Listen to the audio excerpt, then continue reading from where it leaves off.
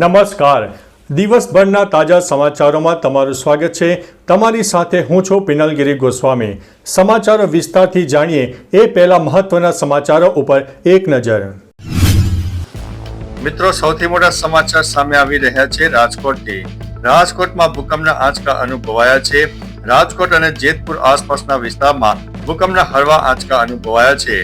જો કે સદનસીબે કોઈ જાનહાનિ કે નુકસાનીના સમાચાર નથી મળ્યા. અન્ય મહત્વના સમાચારની વાત કરીએ તો અમદાવાદમાં ફી વધારો નામંજૂર કરવામાં આવ્યો છે.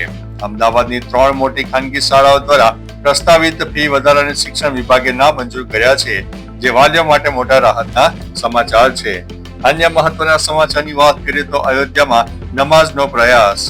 રામ મંદિર પરિસરમાં એક કાશ્મીરી યુવકે નમાઝ પઢવાનો પ્રયાસ કરતા સુરક્ષા કર્મીઓએ તેની અટકાયત કરી હતી. આ ઘટના બાદ મંદિરની સુરક્ષા વ્યવસ્થા વધુ કડક કરી દેવામાં આવી છે.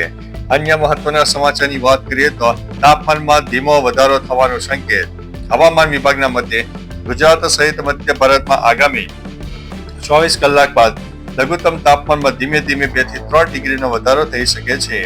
આના કારણે ઉત્તરાયણ પહેલા હાડ થીજાતી ઠંડીમાંથી થોડી રાહત મળવાની સંભાવના છે.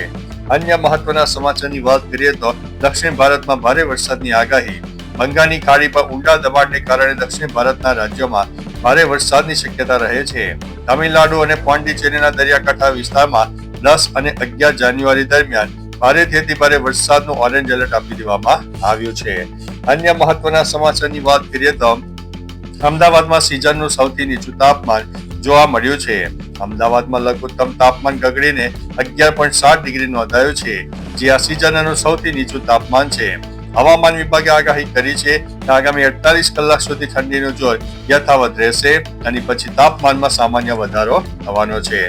અન્ય મહત્વના સમાચારની વાત કરીએ તો ગુજરાતમાં તીવ્ર ઠંડીનું જોર અને નલિયા સૌથી ઠંડુ જોવા મળ્યું.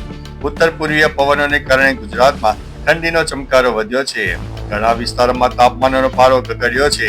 કચ્છનું નલિયા 4.8 ડિગ્રી સેલ્સિયસ લઘુત્તમ તાપમાન સાથે રાજ્યનું સૌથી ઠંડુ શહેર નોંધાઈ ગયું છે. અન્ય મહત્વના સમાચારની વાત કરીએ તો ડિજિટલ અરેસ્ટ સ્કેમ પર મોટી કાર્યવાહી કરવામાં આવી રહી છે.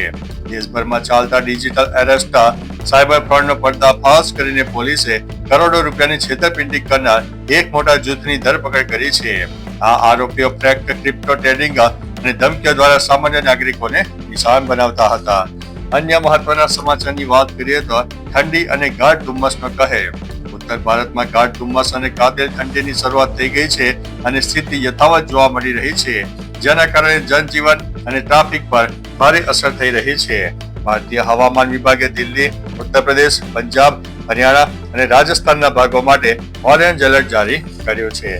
અન્ય મહત્વના સમાચારની વાત કરીએ તો રાજકોટમાં 1.15 કરોડના સોના ગુમ થવા અંગે હાઈકોર્ટમાં અરજી.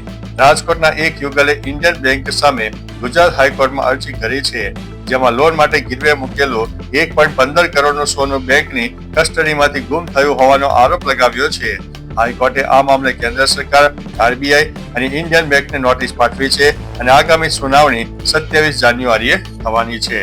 તો ચાલો મિત્રો, ફરીથી દેશ અને દુનિયાના સુપરફાસ્ટ સમાચાર લઈને મળતા રહીશું. ત્યાં સુધી અમને રજા આપશો. નમસ્તે.